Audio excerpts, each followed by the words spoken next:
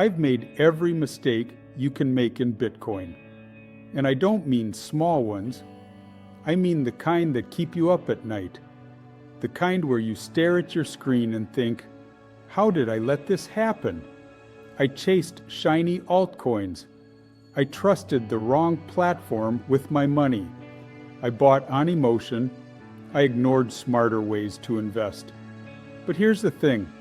Every one of those mistakes taught me something that no book, no YouTube video, and no guru could have taught me. So today I'm going to share 5 expensive Bitcoin mistakes I made, so you don't have to. Let's get into it. Mistake number 1 actually embarrasses me to talk about. I chased altcoins. Now look, when you first get into crypto, everybody tells you about the next Bitcoin, the next coin that's going to do 100x, 1000x. And when you're new, it sounds incredible.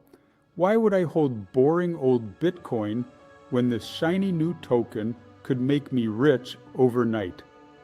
So, while I held by far my largest holdings in Bitcoin, I still experimented. I bought into several altcoins, and embarrassingly, I also bought into Hex and then into PulseChain. I set up MetaMask software wallets, bridged tokens across chains, got sucked into the community hype, and for a while, it felt exciting. Charts going up, people in the chat rooms celebrating. It felt like I was in on something special. Then reality hit. Slowly at first, then all at once, the tokens dropped and kept dropping. The large whale investors who got in at better pricing dumped on the heads of those of us who were retail buyers. Some of those projects I believed in, they went from short-term highs to fractions of a penny. The communities that were so excited, they went quiet. The influencers who told everyone to buy, they moved on to the next thing or lost the majority of their holdings. Here's what I learned. Over 80% of altcoins from the 2017 era are effectively dead today, gone. Meanwhile, Bitcoin is still here, still growing, still being adopted by institutions, governments, and serious investors around the world. I'm not saying altcoins can never work, but I am saying this.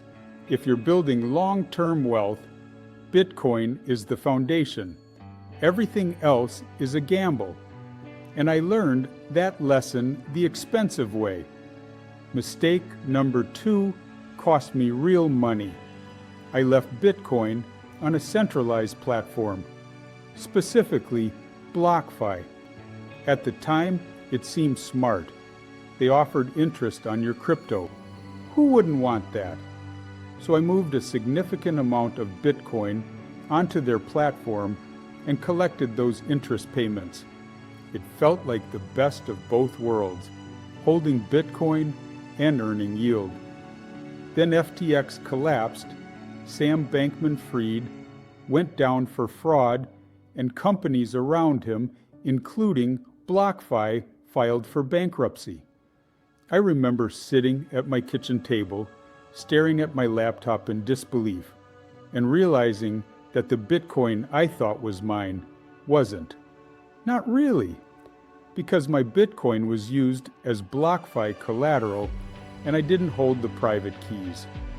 Private keys are the encrypted addresses that prove you own your Bitcoin. If you don't control them, you don't truly own your coins. There's a saying in this world, not your keys, not your coins. I used to think that was just a slogan. Now I know it's a survival rule. What I went through was a true gut punch and a huge lesson. After BlockFi, I moved everything to cold storage. That means hardware wallets, physical devices that hold your private keys offline, away from hackers, away from companies that might go bankrupt. My keys, my coins, my responsibility. Now remember, I'm sharing my personal journey here.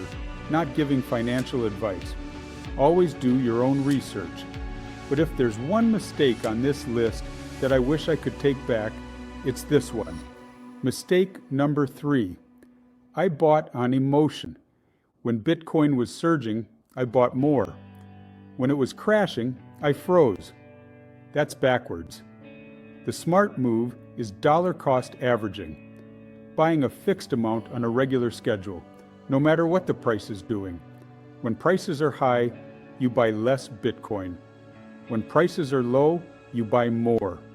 It takes the emotion completely out of it. It took me years to figure that out.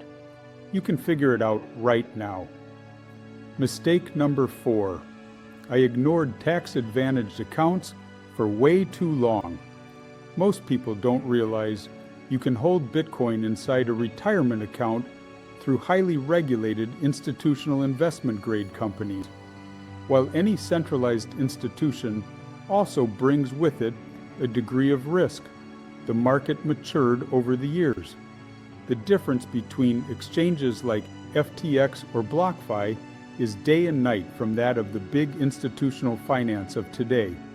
And a Bitcoin IRA lets your investment grow tax-free or tax-deferred. The same advantage people have used for decades with stocks and bonds. Bitcoin IRAs weren't even readily available early on in my Bitcoin journey. Yet, they became prominent, but I waited too long. When I finally took the time to look into Bitcoin IRAs and use of regulated investment products like spot Bitcoin ETFs, I kicked myself. These tools exist for a reason. They can provide an adjunct or easy alternative for some holdings. If you're a serious long-term investor, at least explore them. Talk to a tax professional. Don't leave money on the table like I did. We'll talk a lot more about these in future episodes. This is the one that almost got me. Mistake number 5. I almost quit. After the altcoin losses, after BlockFi, after watching my portfolio drop by numbers I don't even want to say out loud. There was a moment, and I'll be honest with you, where I thought about walking away from all of it, selling everything, going back to the traditional finance I knew, forgetting crypto ever existed. And nobody would have blamed me. My family wouldn't have blamed me. A number of my friends, my relatives, and even my wife, most of them thought I was crazy for being in Bitcoin in the first place. But something stopped me. I went back to the reason I got into Bitcoin to begin with. Not the price, not the hype, the idea. A decentralized store of value that no government can inflate away. A technology that gives regular people control over their own money. That belief didn't change just because the price dropped. Neither has any part of the case for Bitcoin. So I stayed. I secured my coins. I simplified my strategy. I stopped chasing and kept holding. While it may have seemed boring and didn't give the dopamine rush of chasing after 100x returns, the strategy worked and life became amazing. And everything that came after, the recovery, the new all-time highs, the institutional adoption, the ETFs, I was there for all of it. Because I didn't quit. So there they are, 5 expensive lessons from nearly a decade in Bitcoin. 1, don't chase altcoins when Bitcoin is the foundation.